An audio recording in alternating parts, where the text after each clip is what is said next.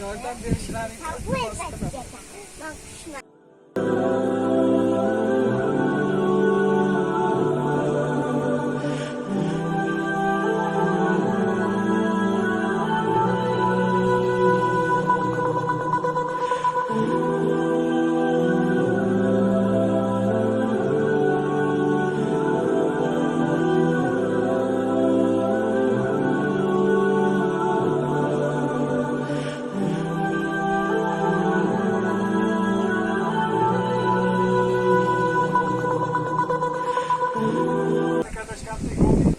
Maalesef nevaralarim maktabga borish qiyin, maktabdan qolib ketgan, borolmaydi ham, kasabida tarkinaga ham borolmaydi.